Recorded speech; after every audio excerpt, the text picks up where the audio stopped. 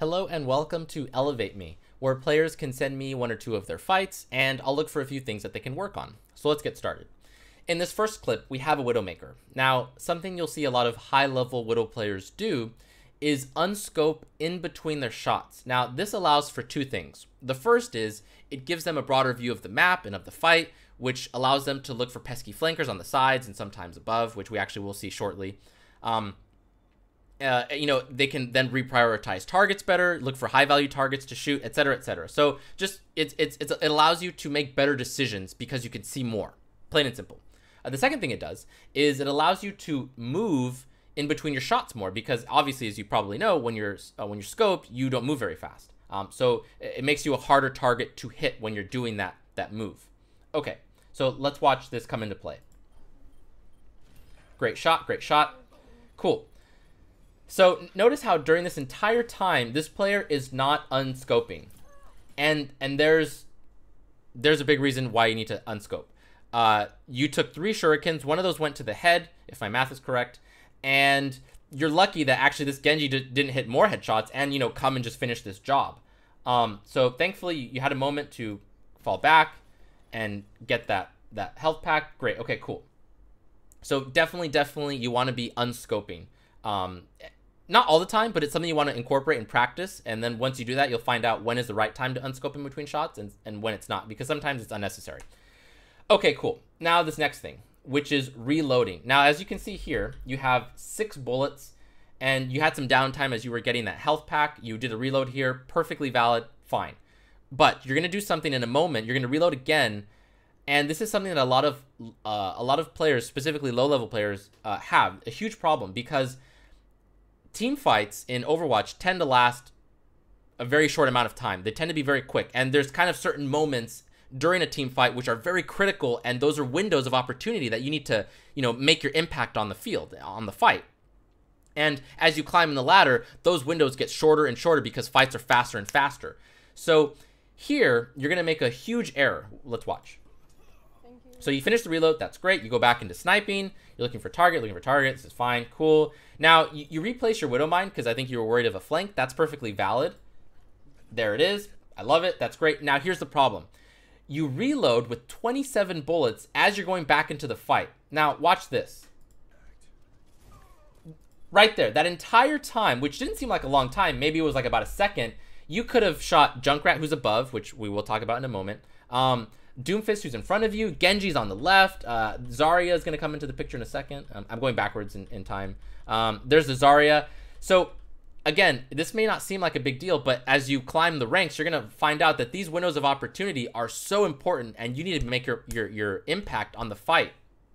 And you're too busy reloading with 27 bullets. So, kind of the takeaway here is you'll see a lot of high-level players as well. They won't reload in the middle of a fight when they have bullets. Even if I'll see Widows sometimes have 1 bullet and they will not reload. They'll wait patiently for that right moment for that fight. Well, every fight and every situation is different, but generally speaking, if you have even just 1 bullet in that chamber, feel free to hold on to it. Sometimes you just gotta hold on to it. So again, this all goes back to balance, but again, on the spectrum of reloading too frequently and not frequently enough, typically low-level players are on the side where they reload too frequently. So don't fall into that trap. Cool. So and as time goes on, you will find that balance, and you'll find out when is like a valid time to reload, when is not. So cool. All right. Now going back to this Junkrat. So like we talked about earlier, unscoping in between shots is important. So here's why. So this Junkrat is above you, and granted, you did see him actually when you were unscoped just now, right before you started sniping, right there. But you're gonna miss something else as well because, right, he actually lands on the floor, I believe, to the right, and then right here we're gonna see him he's gonna just go above the screen very quickly. Oh, actually, sorry, we just missed it because YouTube isn't very friendly. Let's play this again. Okay, so there he is. You're shooting. Great. Right there, super quick. If you had been, again, if you had been moving more, if you had been unscoping in between your shots, you'd be able to see more, you'd be moving more, less likely to take damage, as you are about to right now because you didn't realize that Junkrat was above you. And now he's right next to you. And, you know, and I'm going to be honest, you know, if this was a higher level match, that Junkrat would have just killed you, like, instantly. It took him a really long time to bring you down, actually. So, again, if you had been unscoping, you had more options. You could have backed up a bit. You had grapple off cooldown. You could have, you know, gone up and 1v1'd him, etc., etc. So, definitely practice that unscoping in between shots business. All right, let's go forward a bit. This one's an easy one. Basically, as Widow, as a sniper, as a long-range sniper specifically, whatever. Anyways, you're not really served by moving forward in a team fight, right? Like, moving forward like this does you no good. Like, I can't really think of any advantages. The cons definitely do not outweigh the pros. So you weren't punished for it here. But again, like, kind of this thing you're doing where you're just kind of going melee mode as Widow doesn't really make sense. You would have been better served just going back to where you were earlier by that Mega, by Coast, and just sniping from there. You were in a great spot there. This is really dangerous what you're doing here. And you will be punished for this as you climb the rank. So definitely don't do that. Okay, cool. So the last thing I want to mention is high value targets. You want to, I know it's difficult, and this is console, so I don't know how difficult this is. And, you know, also the unscoping stuff, I don't know how difficult that is on console either. But this Genji is about to Dragon Blade, and you absolutely wanted to reprioritize and attack him. I know it's hard because Dragon Blading Genjis are very fast, but you want to practice doing that. So let's watch this.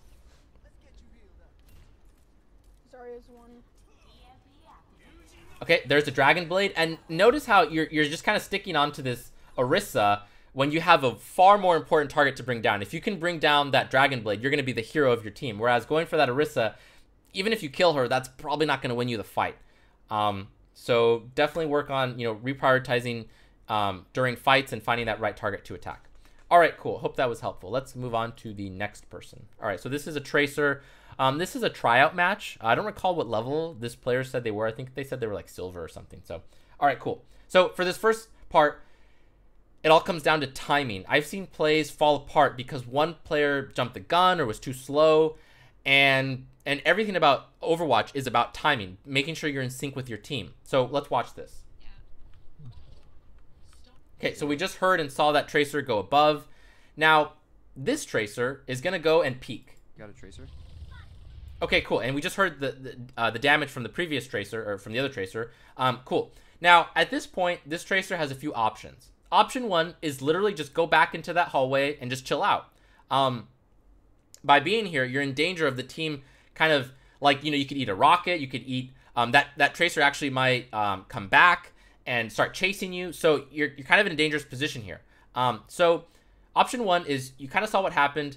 Go back and wait in that hall to either retreat further if they chase you, or just wait for the better opportunity to then collapse on this team. Because what's going to happen, what you want, the ideal situation is this team pushes forward this way, right? Once they are in line of sight of your team, who is presumably, excuse me, on the high ground behind you, once you know, you have that established, then you can come from the back, from this way, from this direction, and then you get a flank going. That's great. However, if you start that flank now, you have no support from your team, and unless you're planning to just full one clip this Mercy, you're not going to do a whole lot. So I said option one was literally just go back and wait for the right time. Option two is maybe do a little poke on this Mercy. Don't burn too many cooldowns. Just get some ult charge and then just fall back. Because again, this is not where you want to fight unless you plan on just 1v4 in the entire team, or 1v4ing, you know, these teams. Actually, there could be a fifth. I'm not sure where the fifth is. Okay, because we know the Tracer's behind us. All right, enough of that. Okay. Okay, so you took some damage, you burned recall, then you took some damage again. So this was pretty much a nightmare worst case scenario. At this point, you've pretty much failed your job as Tracer. You accomplished very little. Actually, to be honest, you didn't really accomplish anything. I don't even really think you slowed down the cart very much. And you gave some ult charge to Pharah. And I know that sounds harsh, but that's the reality. You were better served just kind of waiting, or like we talked about, poke that Mercy and just get the heck out of there. And actually, you know, just for clarity, I would have just poked this Mercy, like right here. If you were gonna do this option, poke her for like half a second and then just bail. So right here, basically what it comes down to, you just waited for too long. All right. Cool. Looks like a little bit of lag there. Anyways, actually, let me turn down the volume a little bit. Okay. All right. Yeah, and now you've kind of, I don't want to say you failed, but that, imagine if right now you were, because your team's here ready to fight, and you were back here starting a nasty flank. That would have been amazing, but it just doesn't happen. That being said, later in this video, you do get a flank, a nice flank going, and here it is. Cool. So you managed to get into position. Your team is in a decent position as well, but you kind of mess up the mechanics a little bit. So right here, you correctly choose the Mercy over the Zen, because Zen can get pocketed super hard by Mercy. Especially if you're like a super sick Tracer, then you could probably just kill him, melt that Zen easily. But I'm going to assume that you're not super amazing at Tracer, and in which case it's much better to go for the Mercy, because she can't get healed as quickly as Zen can. Zen can't heal her as fast as she can heal Zen. That's kind of the idea there. Okay, cool. Now here's the mistake. Right here, that blink was a huge mistake. You wanted to blink into this door directly.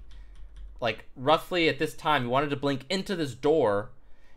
Instead, you kind of blink to the side, and you lose all this distance. Cool. And then you don't blink this distance, right? Like, this entire distance, you just walked through this house, and you didn't blink, right? So, pretty big error, and now... But now you found her. No recall. And, tracking's not the best. Now, that being said, I also want to talk, I want to kind of go back through this footage and talk about how to properly use your clip as Tracer. Something you will see a lot of high-level Tracers do is in the middle of trying to kill someone, they'll actually stop shooting. Like, they might get through like 10 or 15 bullets, so then they'll be at about 30 or 25 bullets. They'll stop shooting, re-track their opponent, because maybe the Mercy, GA'd, or, whatever the case may be, whoever your target is, there are windows where you want to just, start shooting that person. And then there are moments where you want to stop shooting. Now, this may seem kind of weird or obvious or stupid or whatever the case may be, but I see a lot, like practically all of the Tracers I've seen that aren't, GM, they will hold down their left click button all the way every single time until the clip is empty, and then reload. You do not want to get into the habit of that. You want to start practicing, and again, this all comes back to balance, right? You want to find that nice balance of when it's okay to hold down that left click button, and when you need to kind of just tap it for a little bit, and then recalibrate, and then shoot again. Because reload takes forever for Tracer relative to, because I think she expends her clip in like a second, and her reload time I think is like 1.25 seconds of a second. So again, like, you need to really manage that left click time. So I know I'm beating a dead horse here, so let's watch this. Okay, so that's perfectly fine. Again, you messed up that clip, or sorry, that blink. Right here, you let me see this again. Yeah, unfortunately, you missed a lot of shots here. Actually, it kind of looks like lag, but whatever. Anyways, that's not the part I care about. Right here, this part. This is the part I care about. Notice how this entire time you're gonna hold down your left click button. Recall. Right there. Again, same thing. 2 clips. You completely just expended them without ever kind of recalibrating your shots. Don't be afraid to shoot the Mercy, and then as she moves around, maybe you kind of turn around, or maybe you use a blink, or whatever the case may be. You need to kind of reset the fight with her. That way you get the proper angle and the proper distance, and then you can finish off your clip. Don't feel like you always have to just hold down that left click button and have super sick tracking, because a lot of good players, a lot of high level Tracers, it seems like they're just constantly holding down the left click button, but I trust you, they will let go of that button and even if it's just for like a split second, they will let go, retract the Mercy or whatever, and then start shooting again. And then as time goes on, your tracking will naturally improve, and you'll have to do that less and less. But being able to do that is still important. Cool. Hope that makes sense. Cool. Let's move on to. Oh, actually, no. I think that's it for this clip. So I hope that was helpful. We have our last clip, which is for a soldier. Cool. The biggest thing I need the soldier to work on is positioning. Your positioning here, for lack of a better word, was pretty much just atrocious. You're on this bridge most of the time when you had a nice Reinhardt shield to stand behind, and there's no shame in standing behind a Reinhardt shield. So let's kind of watch this come into play. Okay, so I wouldn't mind if you had stood here for the opening here and poked a bit, and then at this moment, like right now, you sprint back to your Reinhardt. That would have been okay. And even then, I'm not a huge fan of it, but still okay. Still valid, I would say. Okay, so here, again, this is super dangerous. If they were running like a Winston D.Va, they could have just, and like, you know, Genji, full dive comp, they could have just dove you and probably just melted you, which actually does happen later. The D.Va actually just solo kills you. But even just then, by standing in this little choke, this little doorway, as you can see, there's a Junkrat right there. He can easily kill you with a left click and a mine, or double mine, whatever the case may be. So yeah, this is just all sorts of dangerous. Yeah, and you're lucky that they went for that Junkrat instead of you. If he wasn't there, you would be toast, almost guaranteed. So use some damage on that D.Va. It's unfortunate you didn't get to finish her, but here comes the damage. You bail. I would have liked to see you use a sprint there, by the way. You didn't use sprint. Definitely use sprint right there. Actually, let me just verify that, right? I don't think you used sprint that entire time. Yeah, definitely didn't use sprint. Please use your sprint button. Your sprint button, even if you're using that sprint button for like a quarter of a second, don't be afraid to use it. Shit. Oh, actually, you were reloading. Okay, but even still, at this point in time, well, actually, you fell on the ground. Okay, I take that back. I guess you were reloading, so and obviously you can't sprint while you're reloading, so never mind. That's perfectly fine. Thank you. Okay. Cool, you sprint to get back into position. That's great.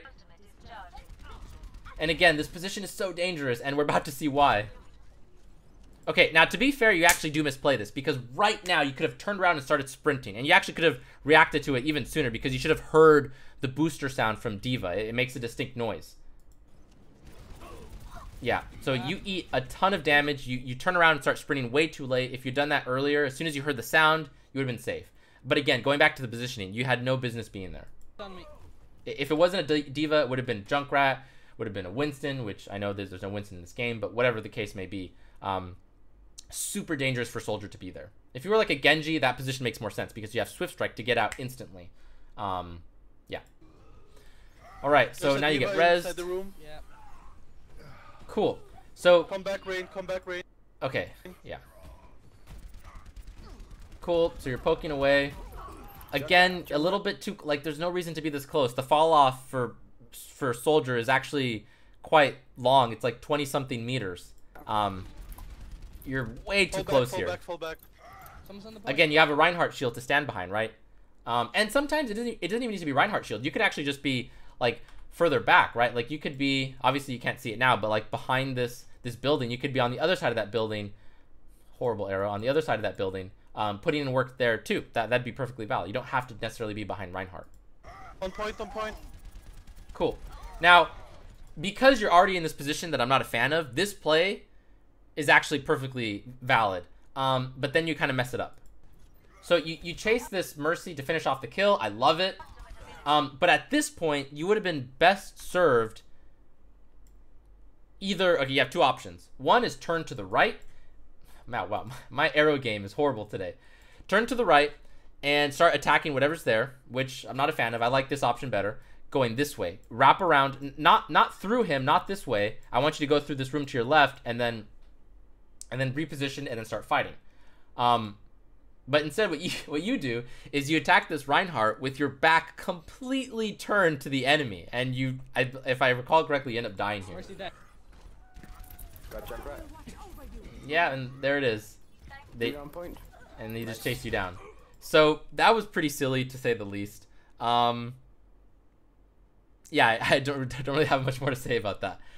Just that it's silly. So the overall theme here is your position is way too aggressive. It's just far too aggressive. So let's look at one last bit. Okay, so right here, your Reinhardt gets a nice shatter, and this goes back to what I was what I was saying earlier about actually the Tracer and the Widow, about reloading way too early. especially in the middle of a fight. So let's watch this. Junkrat from Okay, awesome, cool. Kill the soldier, doing damage on the Steva. the right. Junkrat Wow, why does YouTube keep doing that? That's not nice. Hold on, let me go back. Sorry. Okay. from the right. Junkrat. Okay. Oh, darn, he just lifted his thing. Oh, there it is. Okay, cool. So here's kind of the takeaway. You have 8 bullets, and I want this to sink in. 8 bullets for soldier does 152 damage when you don't even consider headshots. That is a lot of damage. Now, unfortunately, you decided to go for this Lucio right here. When there was a nice juicy Mercy right here, and this, this is game sense. This will come with time, but Earthshatter does 50 damage. If you had landed all 8 shots on this Mercy, almost guaranteed she would have gone down. Because it's kind of hard to tell because she might have been in range of Lucio's heal. So like maybe assuming you hit all 8 shots, she doesn't die. But if anyone just breathed on her, she would have died from these 8 bullets. So again, I'm just highlighting how important it is to not reload mid-fight, especially when you have 8 bullets. 8 bullets is a ton of bullets. It does so much damage. So you reload here. From the right. Behind you. And it really just kind of just slows you down. And it doesn't maybe seem like a big deal, but it's a huge deal. You could have killed that Mercy. And as you see here, Mercy is gonna. Sorry, let me just turn off the volume.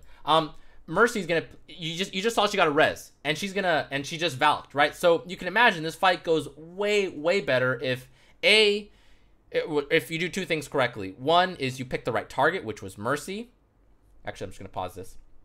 And 2, if you had not reloaded, because even if let's say you don't pick the Mercy and you actually do stick on that Lucio, there's a good chance that again with the Earth Shatter and your left click with all 8 of those bullets, you actually do kill that Lucio again. I think he had his heal on, so you would have just need to like maybe just melee him, or somebody could just breathe on him and he would have died, with those 8 bullets. And then you could have, probably been in a better position for the rest of that fight to actually clean it up better because you had to expend so much time bringing down that Lucio because you reloaded. So hope that makes sense. Cool. Yeah, I think that about wraps it up. So I hope this video was helpful for any viewers and for the 3 people that I reviewed. If you liked the video, please like it and please subscribe. Thank you.